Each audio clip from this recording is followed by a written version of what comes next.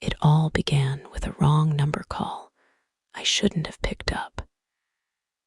It was 11:17 p.m. on an ordinary Thursday. I was sprawled on the couch, half asleep, the TV murmuring in the background. My wife, Lisa, had mentioned she was going out for dinner and drinks with her work colleagues, something she did occasionally, so I didn't think much of it.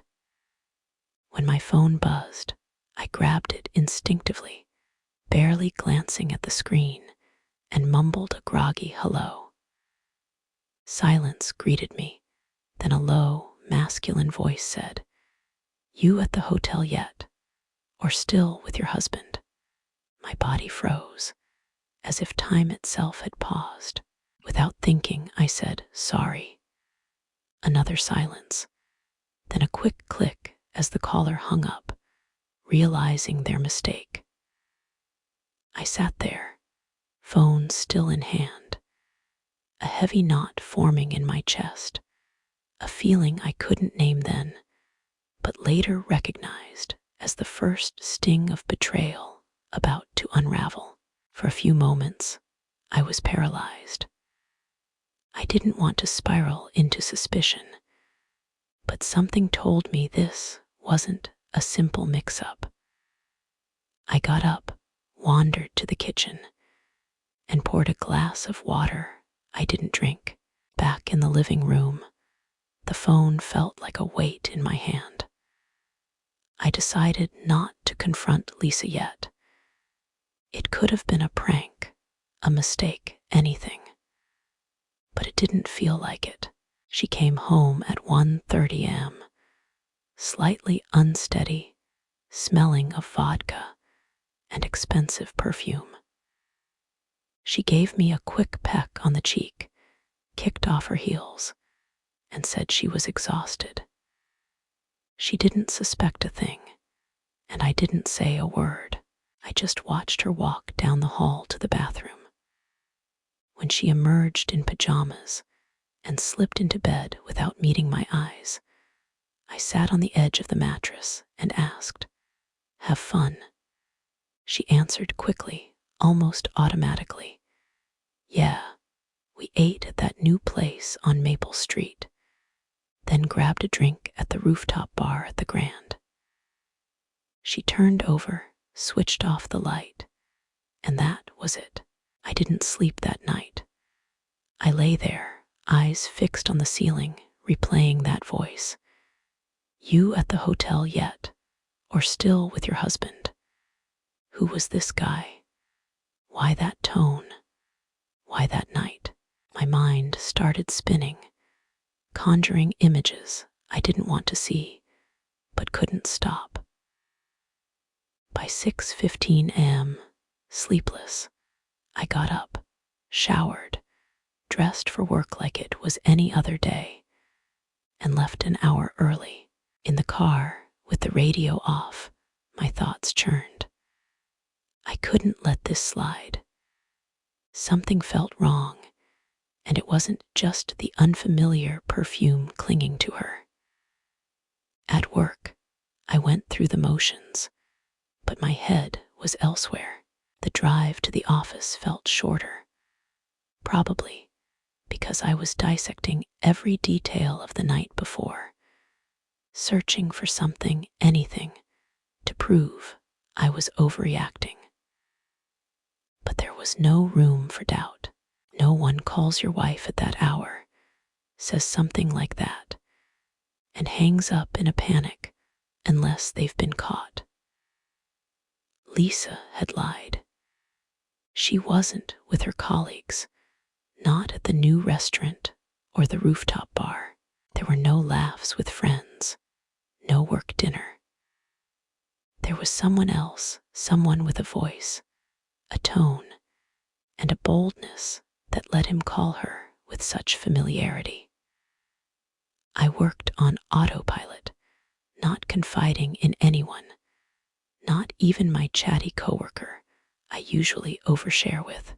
I sorted emails, organized files, filled out pointless reports, anything to keep my mind busy and avoid thinking about what awaited me at home. But the questions kept creeping in. Who was this man? How long had it been going on? Where did they meet? Was this the first time, or just the first time he dialed the wrong number? I left work early and stopped by an electronics store. I bought a small voice recorder disguised as a keychain and a motion-activated micro camera. It cost more than I planned, but I didn't care. If Lisa was playing me, I needed proof. I wasn't going to make a scene without facts. If it turned out to be a misunderstanding, though I barely believed that anymore, then fine. That night at dinner, I asked about her coworkers. She said her friend Sarah got tipsy and they had to drop her off. She talked too much, like she was covering something without me pressing. I just nodded, watching her, growing more certain she was lying. After dinner, she showered and changed into pajamas. I faked exhaustion and went to bed early. When she turned off the light and settled in, I knew what I had to do. At 3 a.m., certain she was fast asleep, I crept out of bed, grabbed her purse from the coat rack, and took her phone to the bathroom. I knew the passcode, our anniversary. Unlocking it was easy. Her chats were sparse, almost too clean. I checked WhatsApp, Telegram, Instagram, nothing suspicious. Then I noticed an app I hadn't seen before, Signal. We didn't use it, and it wasn't common among our friends. I opened it. Empty, no contacts, no messages. Or so it seemed. In the settings, under recently deleted, I found traces, a contact with a man's name and a wine glass emoji. I didn't know him. That was enough. The next day, I set up the camera in the living room and hid the recorder in the entryway, where Lisa often talked on the phone when she got home. Acting normal was brutal, but I pulled it off. She didn't notice a thing, kissed me goodbye before heading to the store, and said she'd be back in an hour. While she was gone, I checked the camera, set the motion sensor, and enabled notifications to my phone for any activity. Then I went to work like nothing was wrong. For the next few days, things seemed almost normal. Lisa came and went, chatted with her usual tone, even tried to get close a couple of times. I brushed it off with vague excuses about work stress. I couldn't bring myself to touch her. Her once comforting eyes now looked like those of a stranger who was too good at hiding. Every day after work, I reviewed the recordings.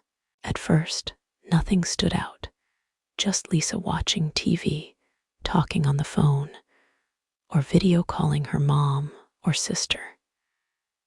Then, a week after that call, everything changed. On Thursday, I got a motion alert at 5:52 p.m. I was at the office, but opened the live feed. Lisa stood in the living room, dressed to go out. No grocery bags or purse, just her phone in hand, talking to someone. I couldn't hear anything live, so I waited until I got home to check the recording. I faked tiredness. We ate quickly, and I locked myself in the study with my laptop. I played the audio. The conversation lasted about 10 minutes. Lisa said things like, "I told you not today. My husband's getting suspicious. Yeah, last week, you almost got me with that call. No, don't come here. Let's meet at the apartment, like usual. I listened 3 times. My face burned, my jaw ached from clenching. This wasn't a mistake or paranoia. It was real. Lisa had someone else, a place where they met. And worst of all, she looked me in the eye every day, slept beside me, lied to my face, and still asked why I seemed quieter. I had proof now. I didn't sleep that night, tossing in bed while she slept soundly, as if nothing was wrong. At 5 a.m., I locked myself in the bathroom with my laptop and replayed the recording. Her voice, so calm and confident, negotiating when to meet him. How to keep me in the dark, it tore me apart. It wasn't just the betrayal. It was how effortlessly she managed it, like I was a minor inconvenience in her schedule, a presence to maneuver while she lived a double life. At work, I kept up the act, but I had a plan. That evening, I'd confront her, no waiting, no games, just the truth with evidence. I wanted to hear her excuses, knowing they'd change nothing. After work, I stopped by my friend Jake's place. I asked him to be on standby, to come over if I called that night. He didn't ask questions, just said he'd be ready. At 9 p.m., after dinner, I told Lisa we needed to talk. My voice was steady, but I didn't look at her. She stopped what she was doing and sat in the living room. Is something wrong? She asked, her tone neutral, like she was gauging whether to worry. Yeah, something's wrong. You lied last Thursday. You weren't with your colleagues or at any rooftop bar. I got a call meant for you. A guy said, "You at the hotel yet, or still with your husband?" He hung up when he realized his mistake. Since then, I've been watching. Her face was a performance. First confusion, then wide eyes, then a downward glance. She knew she was caught. She tried to deny it at first, saying, "I don't know what you're talking about." A call. Who was it? I didn't let her dodge. I set up a camera and recorder. I have your conversation from Thursday, saying he shouldn't come because I was suspicious, and you'd meet at the apartment, like usual. The silence was thick, broken only by the kitchen clock and the hum of the fridge. She took deep breaths, searching for words. When she finally spoke, she didn't deny it or apologize. "James, it wasn't planned," she said. "It started as nothing. A guy from a writing workshop I took months ago. We ran into each other, had coffee, and I didn't know how to stop it. I asked, 'How long?' She said, 'Since July, over 3 months. I pressed, 'Not nothing then.' She admitted, 'I know, I'm not excusing it. I just felt different with him. Not like with you. It's not that I was missing something, it's just,' I cut her off. 'Don't dress it up. You have an apartment where you meet.' 'Is it his?' she said. 'He rents it for work, he says. I only went sometimes.' I asked, 'Did you sleep with him?' Her answer was blunt. Yes. No sugarcoating, no excuses. I wanted to scream, to break something, but I stayed quiet, nodding like I was hearing a doctor confirm a diagnosis I dreaded. 'Do you love him?' I asked. No, she said. I don't love him, but I don't know if I love you either. Sometimes you feel so distant. This wasn't about sex, James. I felt invisible. I shot back. And this made you visible, she said, for a while. I asked, what do you want now? She said. I don't know. I don't want to split yet. I want to figure out what happened with us, not with him. That was a mistake, but something broke between us. I replied, you broke it, Lisa. This isn't a rough patch. It's betrayal. You don't fix that with questions or analysis. She paced the room, nervous, looking for an escape that didn't exist. For the first time, she seemed smaller, her confidence shattered. No tears, no shouting, just defeat. She asked, are you leaving? I said, not yet, but I will. This doesn't continue, not after this. All I want to know is if you'll keep seeing him. She said, I ended it the day you got that call. I knew this wouldn't end well. I nodded. You were right. It won't. She said nothing more, and I went to the bedroom. That night, we slept in separate beds for the first time since we married. The next morning, I left early, quietly, while she slept, tangled in her choices. I knew the weekend couldn't just be another talk or argument. This wasn't about venting. I needed to reclaim something she'd taken, not out of pride, but for balance. I'd spent days pretending, eating with her, sharing a roof with someone who'd lied to my face. Now, with proof, her words, her confession, I needed action. At work, I told my boss I needed a few days off. He didn't ask why, my face probably said enough.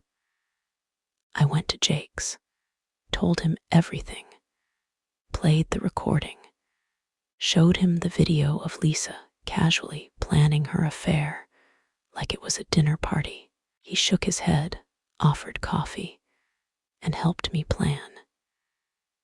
He arranged an urgent courier service while I printed the audio transcripts, copied the camera footage, and compiled a file that left no doubts. I wasn't going to post it online or share it with strangers, but I sent it to those who mattered. Her parents, her sister, her best friend, and her boss at the publishing house. Not for public shame, just truth. Jake asked, you sure about this? I said, it's not about punishing her. It's about leveling the field. She did this behind my back, while everyone thought I was the lucky husband with the perfect wife. Now they'll know who she really is. He asked. Then what? I said, I'm leaving. I've got a small rental I used for work getaways. I paid for the month. I'll move my stuff this week. She doesn't know. I'll tell her when I'm gone. On Saturday morning, while Lisa thought I was grabbing breakfast, I dropped the files at her office's mailbox, hand-delivered some to her parents, and mailed one to her friend. I didn't explain, didn't ring doorbells, didn't seek confrontation, just left the evidence and kept moving. Sunday, she asked why I was so quiet. I said I wasn't feeling well, might need a few days away. She didn't suspect a thing. Monday was the day. I'd packed everything, clothes, documents, work tools, a few personal items. No furniture, no appliances. That night, when she got home, I was in the dining room with 2 suitcases and a lawyer's letter on the table. She stared, confused, like our confrontation hadn't happened. "What are you doing?" she asked. "I'm leaving," I said. "We're done talking." I lied about needing time to think. "I've decided. This is over.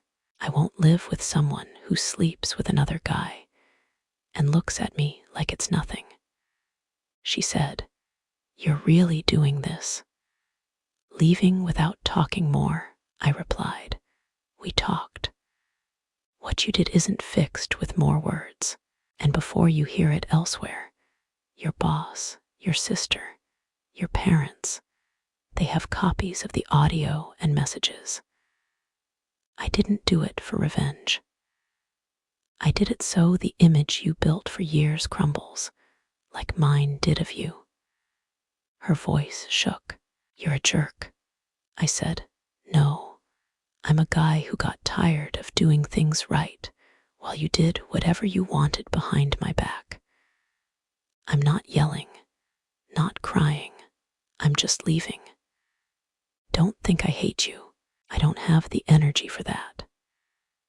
She sat on the couch, silent, no tears, just staring like she'd lost something she didn't expect to lose.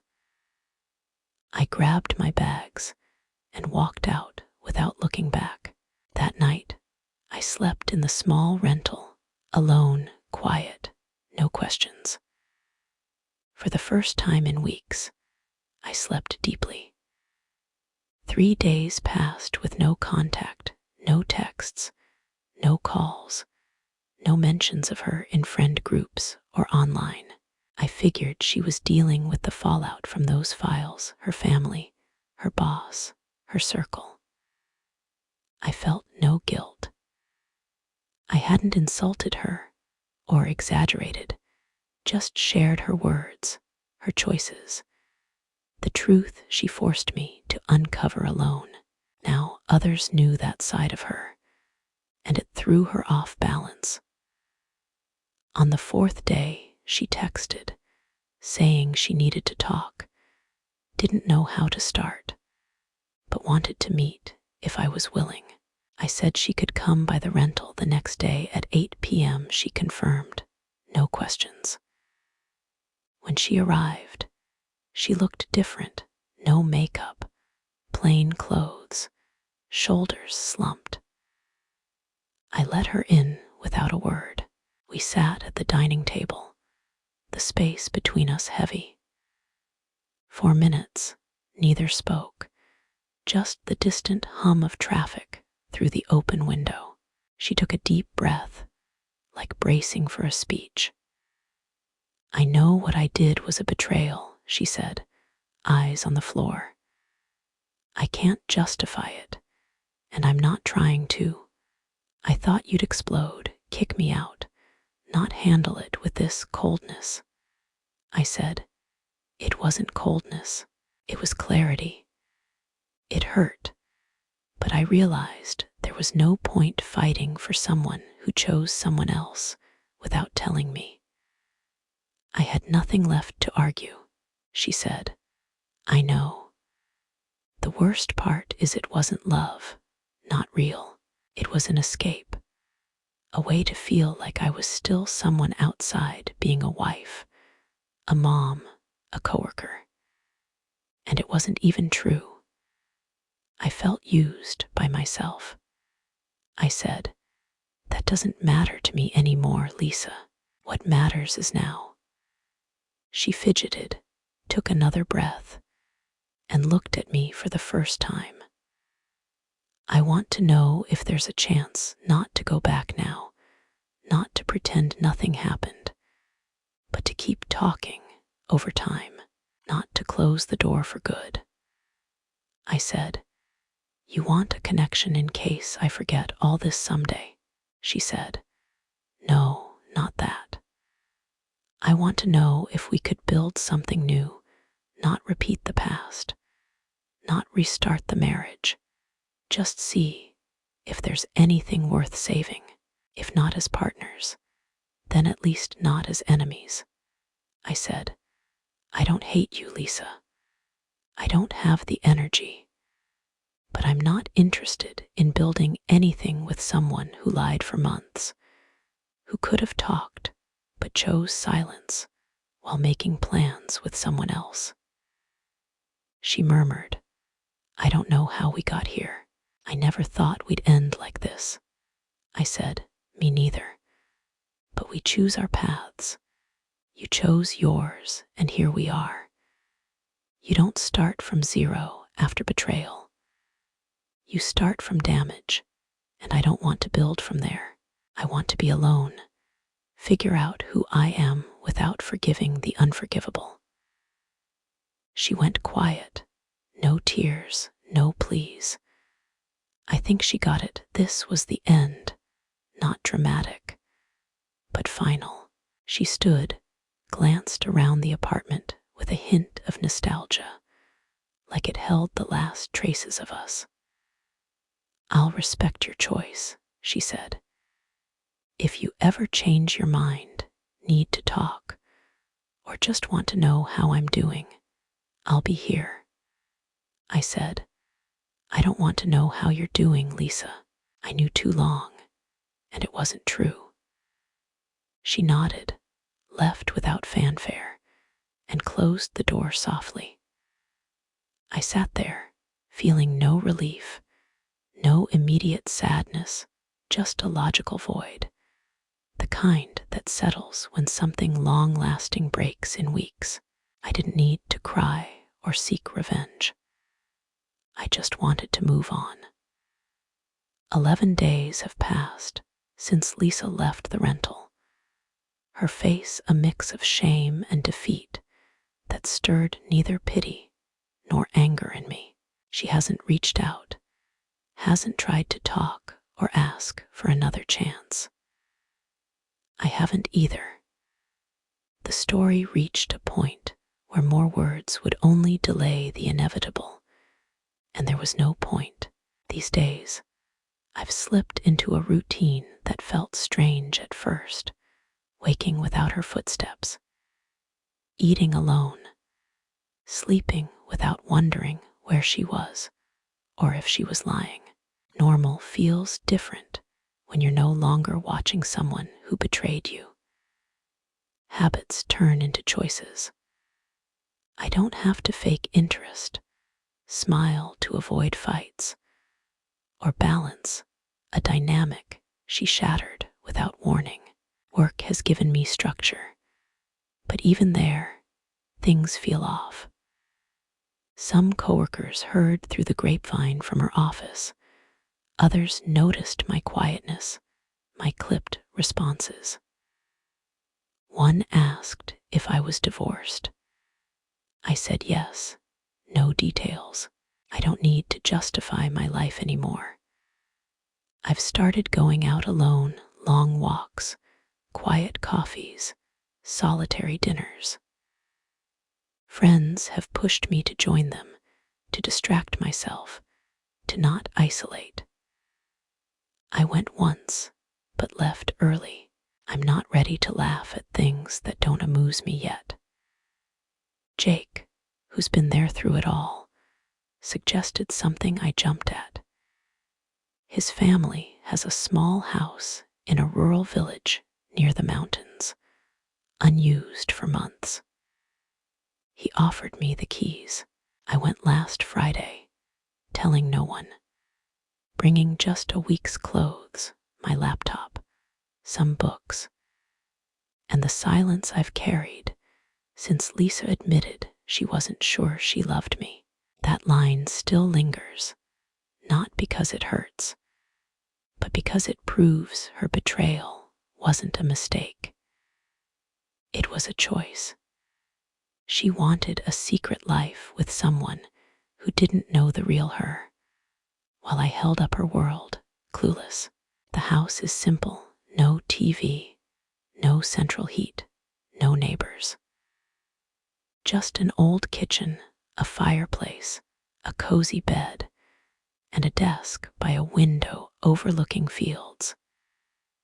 Being there forces me to think without distractions, to sort through what happened, what I felt, what I've learned.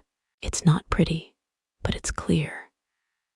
I've learned there are no flashing signs when someone stops valuing you. Sometimes there's no distance, no fights, just quiet choices they don't share.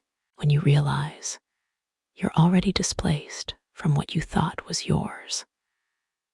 I've also learned loyalty isn't instinct, it's effort.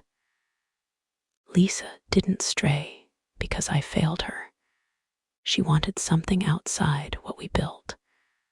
A new story without losing our stability. That's not the kind of person I want beside me. I don't want to rebuild with her, nor do I need someone new to forget. I need peace to remember who I am without her words, her insecurities, her world I propped up while she played elsewhere. I've spoken to a lawyer. The divorce will be straightforward, no kids, no shared property to complicate things. She hasn't fought it, probably knowing she has no ground to stand on after what she did. Today, writing this, I feel more at peace than I have in a long time, not joyful, but steady. I'm not a victim, a martyr, or a hero for leaving. I'm just someone who got tired of holding up someone else's lie and let it go before it pulled me under. When I return to the city, I'll finalize everything, move to a new place, cut the last ties with her, and close this chapter. Not with anger or hate, but with clarity. If I see her on the street someday, I'll nod, maybe say hello, and keep walking. Because that's what's left, walking forward, alone, far from her, with lessons that hurt more than the memories. But what's ahead, at least, won't be a lie. It'll be mine.